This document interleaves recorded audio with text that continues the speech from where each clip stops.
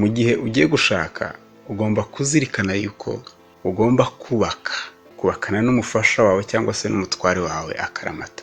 Ugomba kwirinda impamvu izo arizo zose zaguturukaho zatuma mutandukana, ndetse ugomba no kugeraho umwihanganira kugira ngo ukomeze isezerano ry'Imana yawe. Haleluya. Ikindi ugomba kumenya yuko mu gihe ugiye gufata umwanzuro wo gutandukana n'umugabo wawe, n'ukwahukana cyangwa se n'ukudivorce, ugomba kugira gute kwifata ukirinda kuzongera gukora feri z'abashakanye cyangwa se kongera kujya mu rundi rushako, kuko nurujyamo uzaba uri mu rushako ruhumanye, kuko muzaba muri mu mukoro ubusambanyi.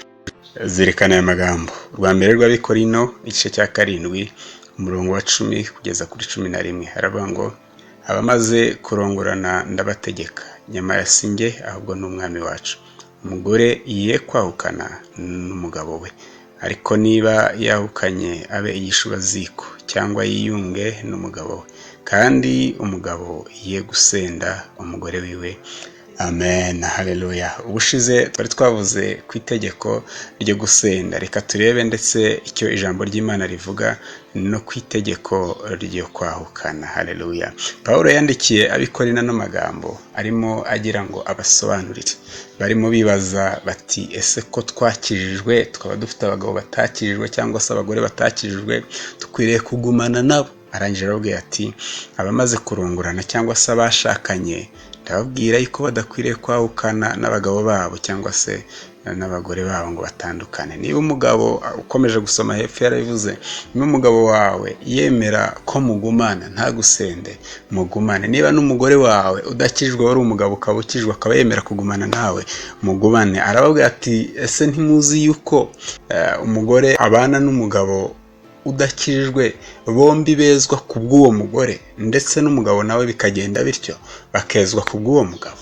Aravuga ati rero mugumane, nta mpamvu yo gusenya, mugumane. Iyo ntabwo rero yari impamvu yo gutuma abantu bahukana cyangwa se basenya. Haleluya. Aravuga ati ariko niba yahukanye abigishubaziko cyangwa se yirinde yifate, areke aferi z'abashakanye, areke gukora imibonano mpuzabitsina, ndetse ntagacyurwe n'undi mugabo, kuko amucyuye baba barimo bakora icyaha cy'ubusambanyi. Kuki ijambo ry'Imana ritubuza kwahukana rikatubuza n'ibindi byose bitandukanye umugabo n'umugore? Ijambo ry'Imana ritubwira hano mu Migani 2:16 kugeza kuri 17 ngo nuko uzakizwa umugore w'inzaduka, ndetse uw'inzaduka ushyeshyengesha amagambo ye, wari wahukanye n'uwamurongoye mu bukumi bwe akirengagiza isezerano ry'Imana. Impamvu ijambo ry'Imana tubwira yuko tudakwiriye kwahukana, nuko iyo twahukanye cyangwa se iyo dutanye n'abo twashakanye, tuba twirengagije isezerano ry'Imana yacu. Iryo sezerano ry'Imana yacu rivuga iki? Isezerano ry'Imana yacu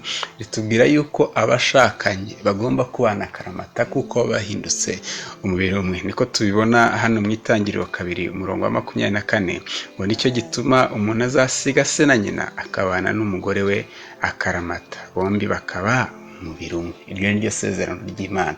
Ugomba kwirinda gutana n'impamvu yose yatuma utana n'uwo mwashakanye, kuko iyo mutandukanye uba wirengagije isezerano isezerano ry'Imana yawe. Haleluya. Indi mpamvu nuko nutandukana n'umugabo wawe, ntiwirinde cyangwa se ngo ubigishubaziko ukajya mu yindi nzu, cyangwa se ugashakwa n'undi mugabo, ugacyurwa n'undi mugabo, cyangwa se ugashaka undi mugore, muzaba murimo mukora ubusambanyi, kuko hari irindi sezerano wagize ryo kubana na wa mugabo akaramata kandi mukaba umubiri umwe. Haleluya. Yesu Kristo yabivuzeho hano muri Mariko 10 umurongo waho wa 12 aravuga ngo kandi n'umugore wahukanye n'umugabo we agashyingirwa undi aba asambanye. Haleluya. Hano yaramaze kuvuga kuri rya tegeko twari twarebyeho ubushize ryo gusenda umugore, avuga yuko ucyura uwo mugore wasenzwe abagize gute abasambanye. Aravuga na hano ati kandi n'umugore wahukanye n'umugabo we agakirwa n'undi aba asambanye. Haleluya. Ibi bintu ugomba kubyitondera mu gihe ugiye gushaka. Haleluya. Mu gihe ugiye gushaka ugomba kuzirikana yuko ugomba kubakana n'umufasha wawe cyangwa se n'umutware wawe akaramata. Ugomba kwirinda impamvu izo arizo zose zaguturukaho zatuma mutandukana. ndetse ugomba no kugera aho umwihanganira kugira ngo ukomeze isezerano ry'Imana yawe. Haleluya.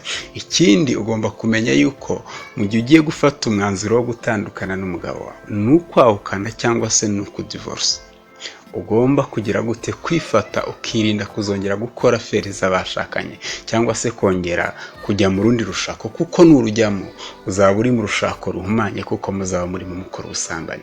Yaba wowe ndetse n'uzagushaka cyangwa se n'uwo muzashakana, muzaba murimo mukora icyaha cy'ubusambanyi, ndetse n'imbuto izabakomokaho cyangwa se abana bazabavukaho bazaba bahumanye, kuko bazaba bavukiye hehe? Mu rushako rutemewe n'Imana. Haleluya. Komeza kuzirikana aya magambo. Shalom, shalom.